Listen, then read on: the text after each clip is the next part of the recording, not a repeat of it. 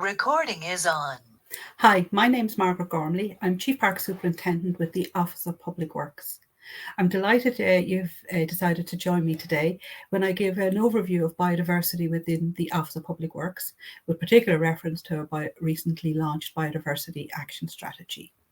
And it's a great opportunity, to partake in this series of talks in the week leading up to the Biodiversity and Honey Show that's going to take place on the weekend of the 9th to the 11th of September in Phoenix Park. So without further ado, I'm going to move on swiftly and give a little overview of what the presentation will be about. And I should say it'll be approximately 40 minutes long. So I hope you enjoy it and learn a little bit, and by all means come back to us after the presentation if there's any questions or that you'd like to get answers for. So we're going to look at about the national international context, OPW, then the Biodiversity Action Strategy itself, and then we'll look at case studies and good exemplars of biodiversity in action within the organisation. So I suppose the very, very first thing is we need to define what is biodiversity. And it means a lot of different things to a lot of people. But biodiversity at its nuts and bolts is really the variety of all living things. So be it from the tiniest insect to the tallest tree, it's variety and diversity within species and ecosystems. And biodiversity is hugely important because it supports everything we as humans need to survive. For our food, clean air, water, raw materials, our soils, all is dependent on managing our biodiversity really well. And you can see here in some of the images, you mightn't think there'd be important locations for biodiversity, but this is Jerpoint Abbey, and the crevices in the structure are very, very important habitats. So our conservation architects, when they're working on that site, are very conscious of possible nesting sites, etc. Derrynan in County Kerry, is home for the natterjack toad, a protected species. You can see even here wetlands within the Phoenix Park and the diversity of flora in those areas. We look after aquatic regions, and then the deer within the Phoenix Park. So a lot of different types of habitats managed by the Office of Public Works. And I suppose just to set the scene in an international context, why is biodiversity important? Man has interfered with 75% of all land that is not ice covered. And an awful lot of that interference is not beneficial to biodiversity. 66% of all our oceans have been disturbed, and we're very aware of the microplastics that are occurring now in our oceans that has to be addressed. 85% of natural wetlands, and the wetlands are one of the most important areas for biodiversity. They're very biodiversity rich, but 85% of those have been lost, and 12% of all species on Earth will go extinct in the next few years. So, in an international context, biodiversity is hugely important. And I suppose, up to now, we've all been doing our little bit, and I suppose we could call them random acts of kindness for biodiversity. But we really do need to mobilise as an organisation, as a nation, and internationally as well, for a coordinated approach for biodiversity. Nationally, the National Parks and Wildlife Service are responsible for the implementation of biodiversity and developing Ireland's National Biodiversity Action Plan. OPW feeds into that plan along with a number of other stakeholders, and it's actually out for public consultation at the moment. And this is setting a total new agenda for biodiversity within Ireland. The threats to biodiversity and the pressures worldwide, and I suppose this is to bring, it right back down to a local level. We talk about fisheries, agriculture, energy, mining, forestry. All of these have huge impacts on biodiversity. The climate change, we can see, how, we've increased temperatures, we've had a drought this summer, the changes in rainfall, the extreme weather events, rising sea levels. These are all impacting biodiversity nationally within Ireland, and also is, particularly with the higher temperatures, is leading to potentially encouraging invasive alien species coming into Ireland. And you might ask, why is that important?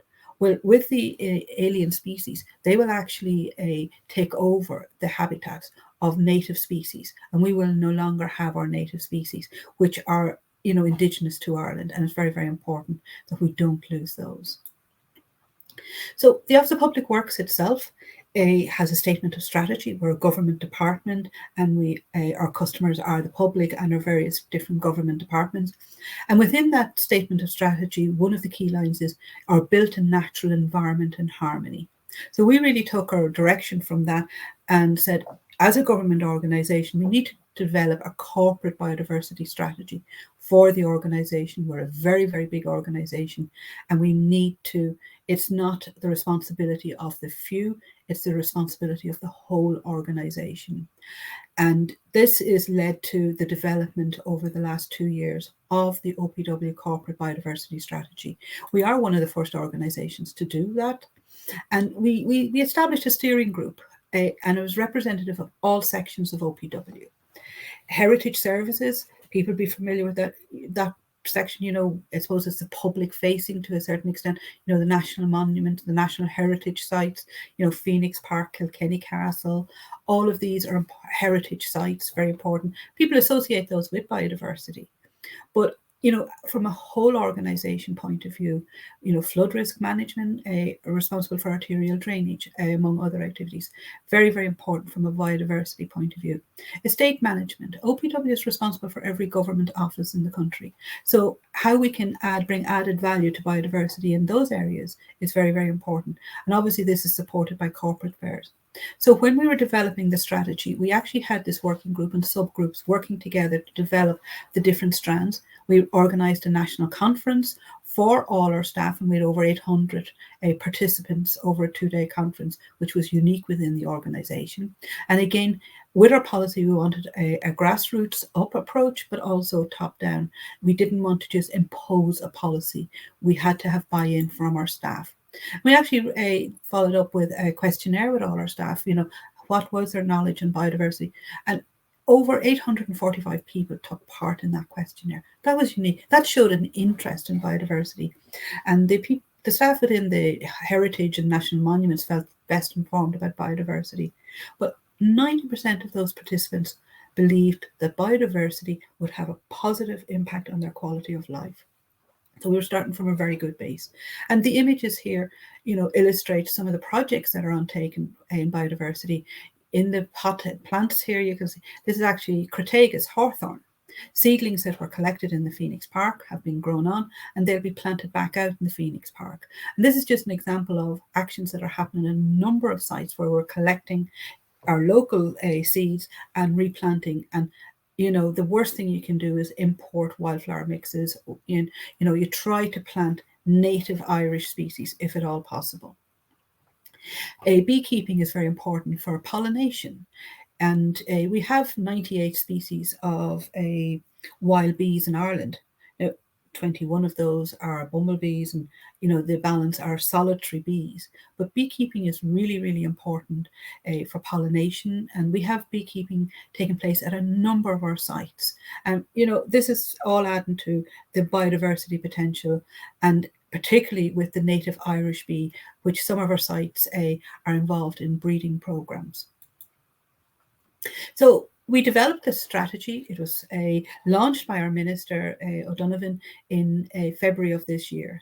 Now, the strategy sets out, and I'm going to read the slide because it really does say, it's our intention for protecting, promoting, and enhancing biodiversity across all our sections. It'll aid OPW to deliver on the National Parks and Wildlife, government's National Biodiversity Action Plan.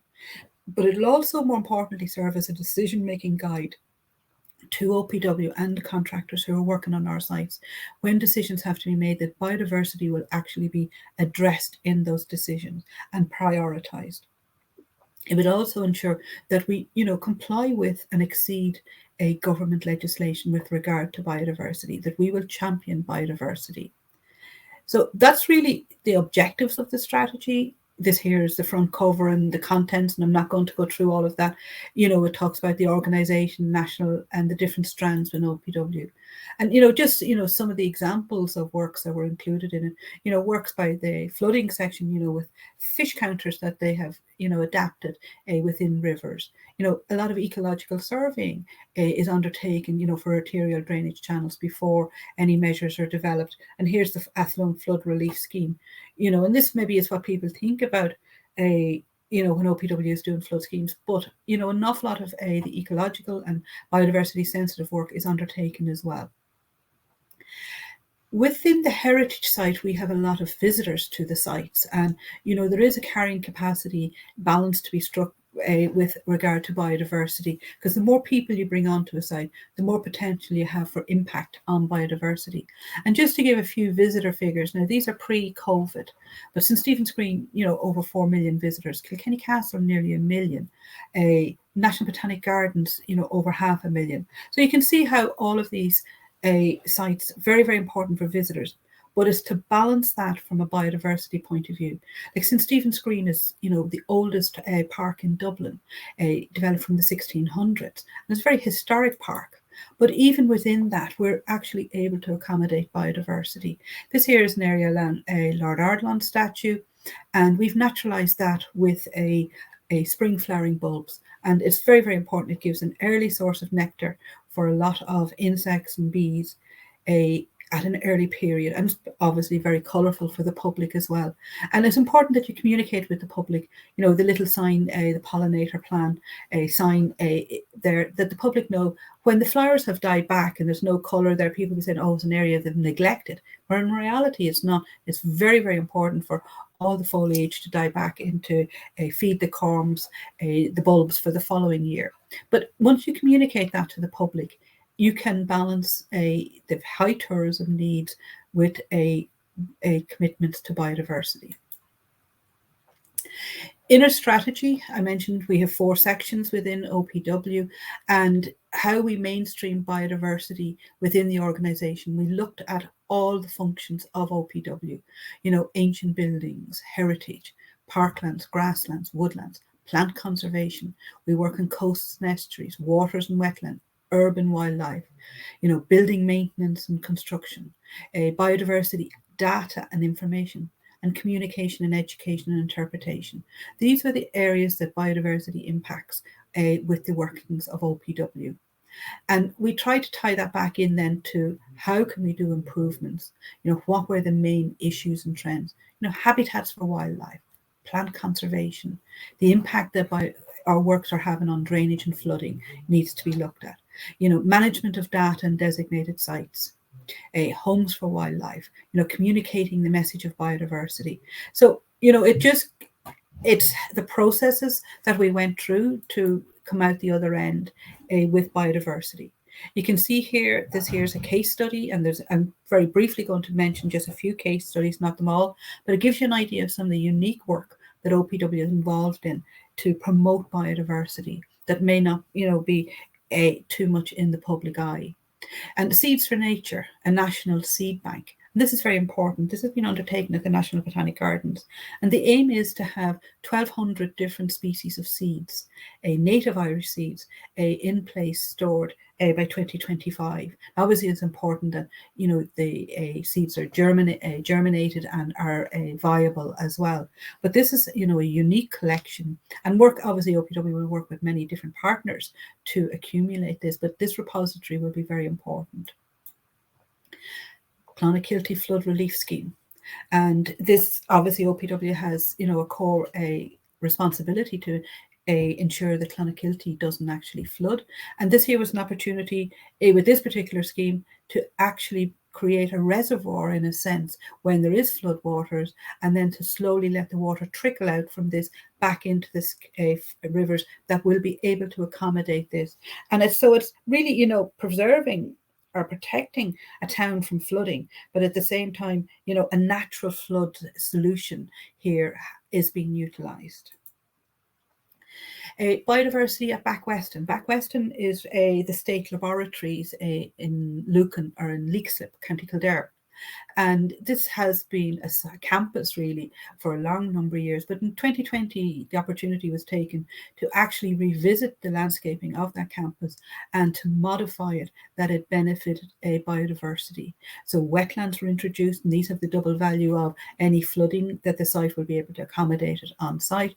Native Irish woodlands were established, and even the areas where the staff have their lunch were redesigned to be more pollinator friendly, supporting biodiversity. So where opportunities do arise, we're to the forefront is our colleagues in architectural services, you know, doing schemes like this to promote biodiversity. Swifts, you know, people are familiar with this, are summer visitors to Ireland, but the percentage of swifts over the last 10 years has decreased by 40%. Now, this isn't unique to Ireland, it is a European trend as well.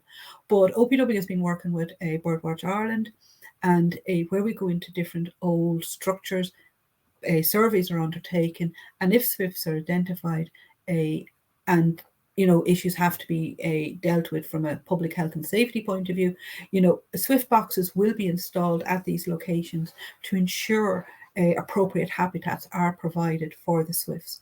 And this has happened at Portumna Castle in Galway, you know, New Mills in County Donegal, Kilkenny Castle, a number of sites throughout the country. Scattery Island is another site that OPW is responsible for, and you know, there's biodiversity friendly policies are there, and part of the remit with the guide service in biodiversity in Scattery Island is that the public are taught and told about the rich biodiversity on the site and how to protect that and not interfere with the delicate habitats. And you know, like the hen harrier is a project that they're looking at. There have been a number of hen harrier, a small number, 1 to 3, depending, of pairs in the Scattery Island, and you know, to try and protect those habitats. So, following all the distillation of biodiversity within the organisation, and our different case studies looking at five strategic themes were identified for the organisation. And these will be what we will be working on in the next 5 years. One is planning for nature, you know, to make sure all our operations are biodiversity sensitive. Natural leaders, identifying good leaders within the organisation and external to advise and to promote biodiversity. Obviously, working with water and wildlife, you know, wetlands are hugely, hugely important from a biodiversity point of view. So that is actually a full strategic theme on its own. Biodiversity by design, you know, our built heritage, designed landscapes, parklands, all of that, how we are going to plan appropriately with policies for biodiversity to improve biodiversity. And then our last theme, natural knowledge. You know, this is promoting biodiversity through our guide service, reports, information, and also looking at our data, you know, KPIs, how we're going to ensure that what we do is actually bringing added value, that is not actually having a detrimental impact on biodiversity. So I mentioned the Parks and Wildlife Biodiversity Action Plan, and OPW's plan ties into the National Biodiversity Action Plan. And I'm not going to go through all the objectives here, but even with the new Biodiversity Action Plan, our objectives will link into those. And here you can see Professor Jane Stout and some of the researchers from Trinity undertaking grassland identification of the species within the grasslands and some of the habitats where we are subject to coastal erosion, but are very important nesting habitats. So with under the 5 strategic themes, there's 48 specific actions that OPW has committed to the delivery of over the next 5 years. And some of those are already underway. And just, you know, to show the rich biodiversity, you know, within the Botanic Gardens here, as you can see specimens of gentian from County Clare. Now, these date back from 1892. Here you have, you know, a giant sequoia. Normally people associate those with California, grown in John F. Kennedy Arboretum, a tree creeper in Castletown. You know, even how we deal with in the national monument sites, with national monuments, but encouraging biodiversity. You can see the clover here in the foreground. You know, our mowing regimes, all of that have been looked at. So from the action plan, there's, you know, as I said, there's 48 objectives, actions, but I've just a few, I suppose I've just highlighted a couple. These are not the most important, but they are important nonetheless. You know, and I suppose key for us is increasing the awareness within the organisation and all our contractors and the public who come onto our sites of the importance of biodiversity. We need to develop baseline of key metrics, how we're going to monitor biodiversity. That will be a big project that we will have to look at and develop I suppose KPIs, how we're going to monitor and audit our works. Establish suites of biodiversity action plans. That is actually underway, looking at restoring ecosystem services where it's possible. Obviously, we want a nature-based approach to our work in flooding and coastal erosion, and leadership within biodiversity and plant conservation. Very, very important. Evidence-based best practice techniques for biodiversity gain. We have to be led by the science, and that's very, very important to us, that all our decision making is based on best practice and any scientific evidence that we have to hand, or if we have to commission ourselves. Obviously, the whole objective is to provide homes for wildlife. And, some of this is very simple. Some south-facing bare soil is a fabulous habitat for solitary ground nesting bees. Very, very simple things have a big benefit. And I suppose one of the important things from my point of view is we need to audit what we do, to ensure that it is actually a biodiversity gain for ecosystem services within the organization and the works we do, that we can demonstrate to the public that we are actually proactive in biodiversity and conserving as much as we possibly can. Just a few other small projects that we've been on, but at the same time, very, very important to us and to the sites that we look after. We look after, for example, the grounds of Leinster House and Customs House in Dublin. So we've introduced a biodiversity plan for the whole grounds of Leinster House, very important historic landscape. But we were able to, 5 different items to undertook there. We undertook at this site to improve it for biodiversity. A lot of bulb planting, incorporating pollinator perennial planting in the area, maintaining habitats for solitary bees. We altered the mowing regime, and that took a little bit of I suppose convincing. In a sense, people were very used to this area being a formally mown historic landscape. And when you want to cut the grass only every 6 weeks rather than every week, people are not don't like change. But we demonstrated how the benefit of this was so important.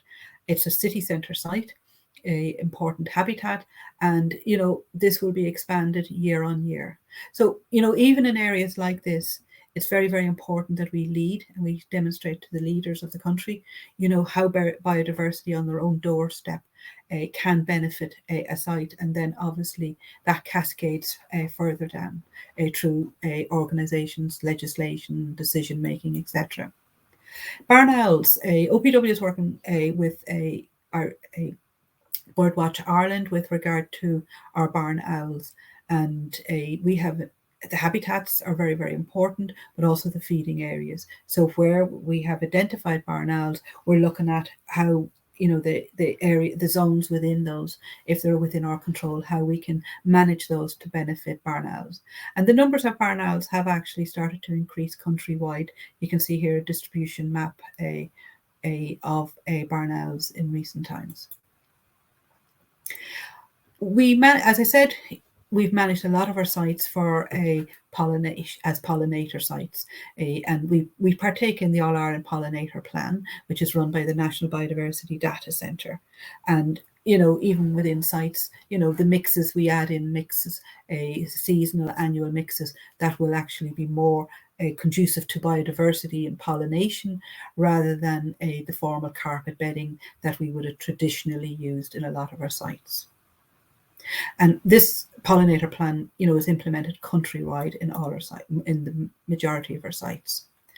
Even the Green Flags, International Green Flags Award, 13 of our national historic properties are going to be awarded the Green Flag Award next week. And I probably shouldn't, there's an embargo on that announcement, but hopefully we'll be okay in that regard. But even within that, that's environmental best practice in how you manage your sites.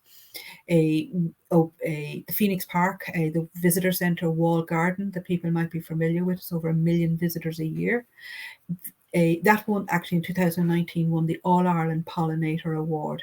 This is a wall garden, a Victorian wall garden that has the formal Victorian structure and layout, But within the planting of that, we modified a lot of planting in recent times to encourage pollinators. We're sourcing single species flowers rather than, the multiple flowers, making it easier for the pollinators and for the bees to access the nectar, etc., within the flowers.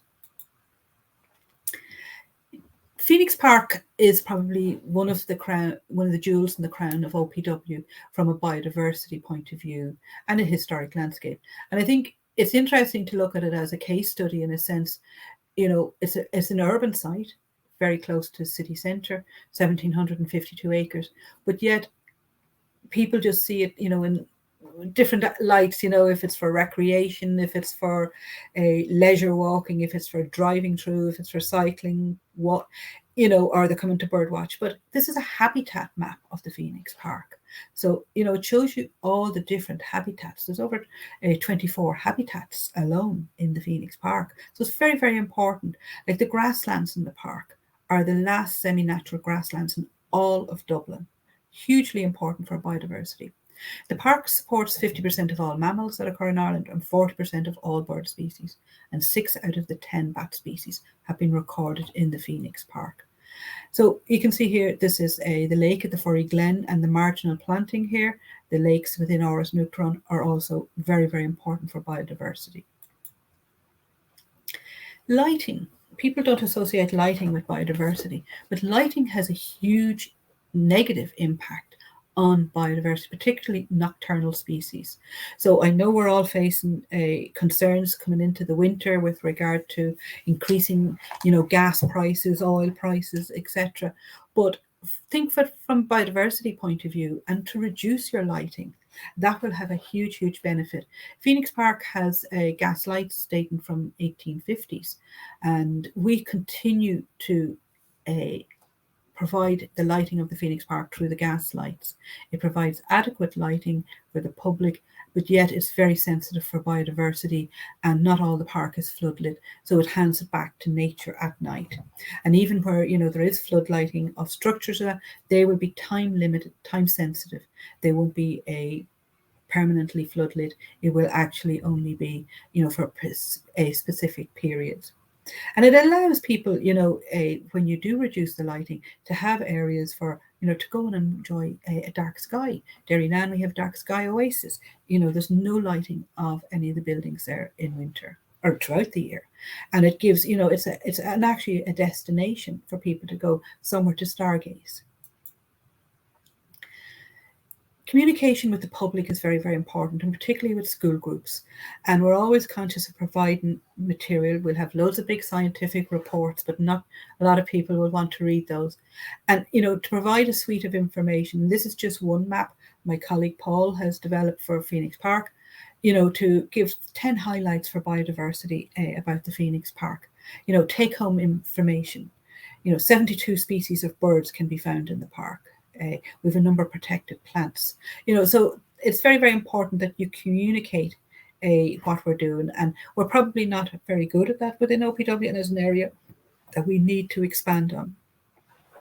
As I mentioned at the beginning, the Biodiversity Festival and Honey Show, this is the 6th year of it this year, and the inaugural Biodiversity Festival and Honey Show was actually opened by our president, Michael D. Higgins, and you can see him here with Professor Jane Stout from Trinity College and Professor Suti, sorry, I can't pronounce his name, from UCD, and Juanita Brown from the National Biodiversity Data Centre. So, promoting of biodiversity, be it events open to the public or, talks like this, is to encourage people to take on board small actions, and all of those together will make a difference. Even demonstrating, about biodiversity and honey, we had a visitor, the Vice President of America's wife, actually asked to come to meet the beekeepers in the Phoenix Park to see the honey being produced and collected and sampled. And this here is just some of the offerings. I think the Vice President's mother here on the right and his wife, but they actually brought honey from the White House. So, it's promoting Ireland as well, as a food nation, biodiversity would be important, and beekeeping. So events like this, we don't have visitors like this every day of the week. I mentioned auditing and, knowing what we have and how then we manage it to best effect. The President asked us to carry out a biodiversity audit of the grounds of Áras Nuachtaráin, over 110 acres. And we actually asked Trinity College Dublin to undertake this audit on our behalf. And it's very interesting. They identified 15 distinct habitats within the grounds of Áras, but 80% of the grounds of Áras are actually natural habitats. And if you think about that, within such close proximity to the city of Dublin, and yet a lot of the grounds of the Áras are presented for heads of state visiting, very high horticultural areas in specific locations, but that's only accounts for 80% or 20% of the whole site. And that includes the production of vegetables and fruit as well. So over 800 species were identified within the grounds of Áras. I think we had over 100 different species of mushrooms, which was a very interesting going on a fungi walk, looking at the various varieties of mushrooms.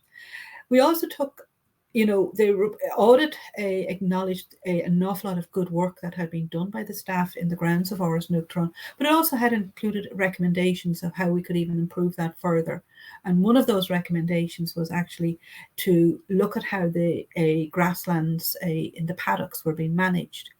And they suggested the introduction of cattle at specific times of the year to actually graze the grass down to increase the florific value. So we've actually commenced on a 5-year plan there with regard to the grazing of the cattle. And you can see here the President welcoming the rare breed, a Dexter, Irish native Dexter cattle into Áras and Nuachtaráin. Here are some of the arboretum and how we manage the grass areas. Willow herb, and you see in the background there, the yellow rattle. We do manicure a small edge along, and this offsets the biodiversity areas, but it also shows any visitors to the Áras that the ground is maintained and is presented very well, but also it highlights the biodiversity within the grounds as well. We will mow all of these areas during September to take off and then let any seed fall. We do green hay. So we will actually, where there's very high, say an area there like with yellow rattle, we'll actually take that and put it in an area and let the grass die down, the seed fall into the new area, and then that will improve say for example, yellow rattle growing there in the new area for the following year. And the reason yellow rattle is so important is a saprophytic plant. It'll actually help to reduce the strong grasses growing in the area and then allow an environment to develop for other wildflower species to expand their territory. We do have specific policies on different species within the different sites that OPW has. So say, for example, we do have deer at a number of sites, Phoenix Park, Doneraile, and then we would have wild deer that would come into a number of our sites throughout the country. So within our deer policy, we'll have best practice principles, how we will manage the deer to, for the appropriate carrying capacity of a site, because deer will graze everything and you'll have no biodiversity on the site. And it's to get that balance, we're always trying to maintain, you'll see here, diverse wild plant communities. Very, very important for us to be able to balance that with where we have deer on a site. I mentioned earlier, best practice and scientific research. We're all the time looking for information if we, participate with different research programs. Parks and Wildlife are developing a policy on the lesser horseshoe bat. OPW supported that initiative and includes the recommendations that are contained into it for any sites that this will be impacted by the lesser horseshoe bat. Now, most of them are in the west and south of the country. But we do get involved and contribute to these different research reports. Here on the right, you might wonder what that is a research project with University College Dublin, where they're looking at wild bee species and seeing, their density, the heights they fly at, and they count how many of the little paper straws are actually colonized every couple of months to see, how far are the bees roaming. So, the outcome of that will come back to us then, and if it's relevant to our sites, then, we will add that into our whole decision-making process. We do have policy documents for a number of sites, conservation management plans for an awful lot of the National Historic Property sites, even policies on dogs and, how to manage dogs so that dogs don't get in and destroy an area. I mentioned bats earlier. Bats are hugely important a species, a lot of protected species. And, we have a very mature canopy of trees within National Historic Properties and OPW. So it's very, very important if we go to do any work on trees that we're actually monitoring those for bats. And we're also looking at them for birds. We wouldn't do work during bird nesting season. And, any surveys we do, we will actually check beforehand with contractors for bats. So we're all the time in the works that we do trying to put biodiversity to the forefront of the decision making. Here's just some grassland where we have an oak tree seedling that has grown. We'll actually collect oak tree seedlings in some of the sites. If they're good specimens, they will actually be potted on, and then when they're strong enough, planted in desired locations where we will want trees to be growing. I mentioned the Crataegas earlier. So a lot of these little projects are happening, around the country in different sites where we're trying to use native species and source the seed on site to replant back on that site where possible. We'll also leave a lot of timber on the ground. We zone our sites, areas that are highly used by the public, and then areas with 4 different zones, right down to areas that the public have no access to. So if we have a conservation zone, we'll actually leave the timber on the ground and let it decompose on the ground. This provides habitats for hundreds of different microorganisms, nematodes, etc. So very, very important as a habitat as well. So we look at the tree, in its whole lifespan from, growth right down to death and decay.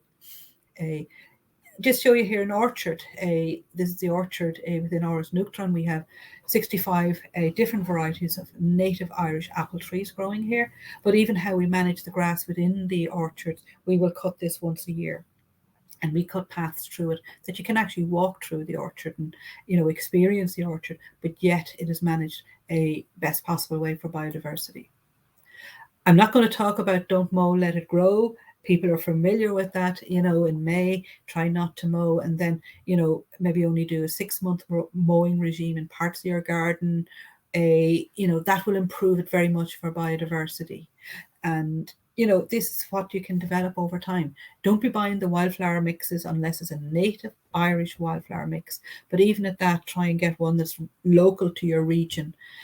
That's the best to sow, and that will grow in, to the best advantage in the location as well. One of the actions in the biodiversity strategy was actually audits of a number of sites. So we have actually earlier this year commissioned 10 biodiversity audits of these sites listed here: Ansgrove, Altamont, Oldbridge, National Botanic Gardens, Kilmacurra. That's actually an image on the left-hand side from Kilmacurra. And we have even here Photo Arboretum. So these audits are very, very important. They've done desktop research, site analysis, and are actually drafting the drafts at the moment, which will be discussed with OPW and key stakeholders. Some of the sites included Derrynan in County Kerry, home of Daniel O'Connell, a beautiful site. It's right from river, woodland, right up to mountain habitats. A very large site. But the marine or the dune grasslands here that you see on the image are reputed to be some of the best in Ireland, and these are actively managed by Chris, the park superintendent here in Derrynan, where cattle will be brought in at specific times of the year to graze these, and the florific value, I think it nearly weighs the cows coming in and out, I should say cattle coming in and out, because it's a very fine balance not to damage the existing seed bank, but yet to get the grass cut, nibbled back as far as you can. But, it pays off, and they are beautiful there throughout the summer. Doneraile, I mentioned earlier, hugely important habitats, a lake, river, the woodlands, and we mentioned the deer as well. Photo Arboretum here in County Cork. You can see here, how formal areas are mown. These are used for picnic, the setting of the house, but we've also introduced natural areas where the grass will only be mown in September here to improve biodiversity. One of the most interesting audits that we're undertaking at the moment is a biodiversity audit for the Scattery Islands, and even getting everyone out to survey it. But we're working in conjunction with National Parks and Wildlife Service, with the consultants, and with OPW, and also obviously the key stakeholders on the island, to develop a biodiversity plan with recommendations to improve the biodiversity on the Blaskets. Castletown has won a number of awards for its biodiversity, and they've actually it's over 85 acres in Castletown. But the grasslands there are actually worth going to see, just to see the grasslands there. The head gardener and the team there do a fabulous job in managing their grasslands. Some of the grasslands are only cut once every 5 years because they're a habitat for owls, and then the balance of the grasslands is a yearly cut in September. And all the vegetation is removed. So just the two final slides, and just, different things that we can do and that you can do, and, maybe it's together, to try and improve for biodiversity. And, it's encouraged people to go on walks and, experience nature. It's very good for your health and well-being. Respect the places that you're going to, leave no trace, but enjoy them. And talk about the local biodiversity, the various habitats, seasonal change. Check the OPW websites. You'll be surprised the information, or talk to the local guides, the information that they have, and will be able to impart to you. And it's all free of charge. Cease or limit the use of pesticides if at all possible. We use very, very little pesticides in our sites. For example, Oris Neutron, we have 4 hectares there that are actually organic status. The wall garden at the Phoenix Park Visitor Centre, there's no pesticides used there. So it's very, very important. Say all the curb edges in Phoenix Park, road sweepers are used. We don't spray them. So everything that we all can do, even in your own back garden, very, very important to limit the amount of pesticides. What we're trying to achieve is make wildlife welcome. I mentioned, a south-facing bear bank is very, very important for solitary bees. Even, gather little bundles of twigs, tie them together, leave them on the ground. That's actually a little home for insects. This here's a very elaborate home here you see on the slide on the left-hand side. This is from Photo Arboretum, and this was developed with a community group and volunteer group. But, we call this the insect hotel. It's the deluxe version, but very simple, recycled materials, debris that's collected on the ground, and these little interventions will make a difference. We're saying support bird boxes, bat boxes, small little reptiles that will be available. We have tadpoles, etc. All of those, the wetlands are very, very important. Demonstrate, I mentioned there, insect hotels, etc., and the solitary nesting bees. Don't mow, let it grow. Particularly in May, and then reduce your cutting regime during the summer.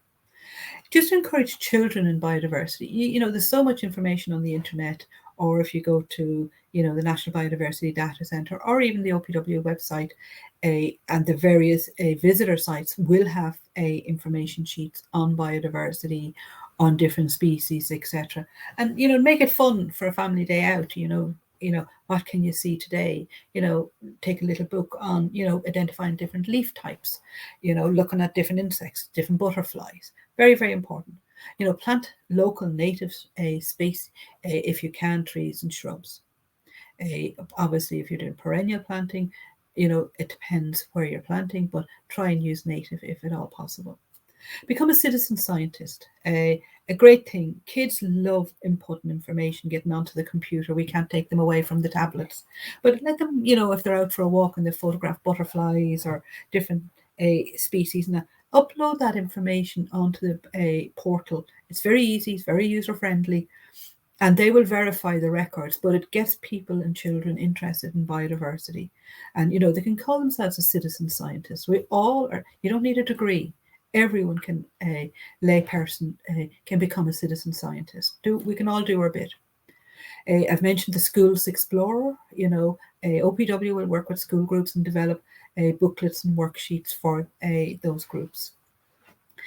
Partake in, you know, a BioBlitz if there is happening. Normally there has been none during COVID, but normally the National Biodiversity Data Centre will organise an annual BioBlitz, and it's basically see how many species can be identified in a site over a particular 24-hour period. And it's just loads of other activities are associated around that. I mentioned here the Biodiversity Festival. Phoenix Park is having their Biodiversity Festival and Honey Show this coming weekend, and you know, please do come to as many of the activities, walks, talks, demonstrations, face painting, you know, that you can. And you know, it'll be a fun day out, but yet it's underlined with education. And you know, finally, I suppose switch off the lights if you can. You know, you're doing your bit for biodiversity, particularly all outdoor lighting. Very, very important, you know, for all our nocturnal species. So I'd just like to thank you very much for listening today. And if there's any questions, do feel free to send them in to superintendent@park.ie. That, you know, or contact the Office of Public Works, and we will endeavour to get a response back to you. And come along to Biodiversity Festival. You will get a lot of your questions answered there. So thank you very much for your time, and I hope you have enjoyed the presentation.